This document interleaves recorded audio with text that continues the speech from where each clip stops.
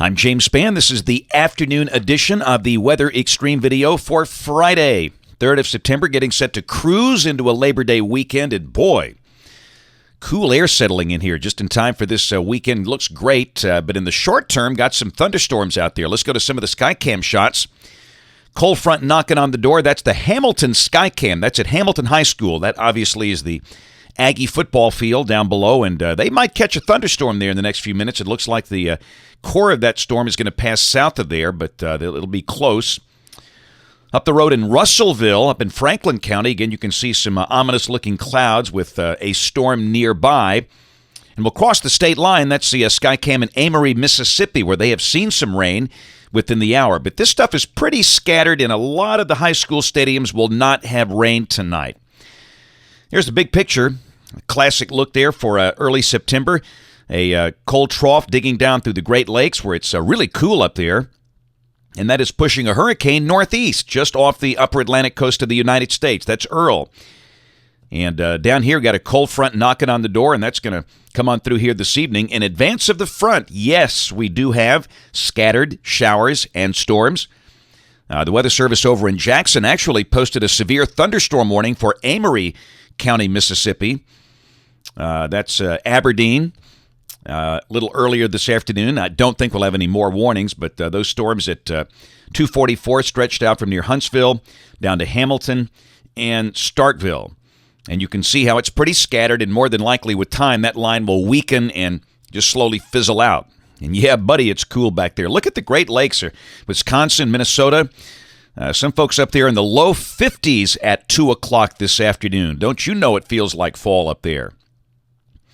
And again, the front itself is just past Memphis, and right behind that, you got highs in the 70s. And it's going to be a really nice weekend with highs here in the mid-80s, maybe low 80s tomorrow, and lows down in the 50s. Here's a QPF chart. Rain for the next 5 days. Not very much. A lot of folks will miss the showers this evening completely, and really beyond today, not much chance of rain through Wednesday morning of next week. This is valid through Wednesday morning at 7 o'clock. The action is in the tropics. Hurricane Earl, Tropical Storm Fiona, the former Gaston that should be Gaston again, and Hermine, that's the one that's in the far eastern Atlantic, near the Cape Verde Islands. Now a tropical wave out there. Here's a look at Earl. Steadily moving northeast off the upper Atlantic coast, well east of Atlantic City. It'll be scooting right by Cape Cod tonight. It's weakened, as expected, starting to stretch out with strong winds aloft and cooler water. The maximum sustained winds are only 80 miles an hour. And I say only 80. Hey, if you go through that, that's bad enough, but nothing like the storm we had at this time yesterday. The system's going to scoot on by Cape Cod tonight, make landfall over Nova Scotia tomorrow morning. And it's out of here. Fiona, the system behind Earl, looking pretty ill. Looks like it's all being stretched out there with strong winds aloft, eating the lunch of that thing. The sustained winds estimated at 45. I don't know if it's that strong. There's the track. Hurricane Center brings it over Bermuda tomorrow morning.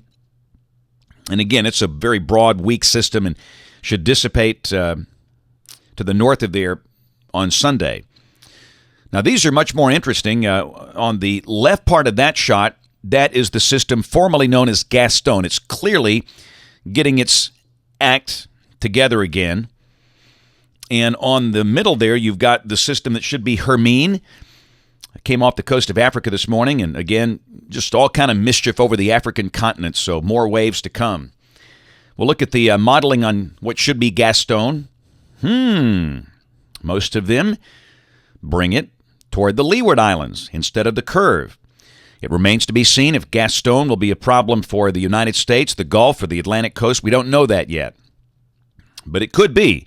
In a minute, I'll show you the GFS recurves it, but there's no lock on that. And that Clipper model, that's a statistical model. That's not a dynamic model. There's a look at the intensity forecast, and most models bring it on up steadily to a tropical storm again. Some bring it up to a hurricane status. In fact, one brings it up to a Category 3. So we could have a hurricane approaching the Leeward Islands next week, and that would be Gaston. That's one to watch. And let's don't forget the Gulf. You know, we got some mischief going on down there. It's all disorganized, but we'll keep an eye on things.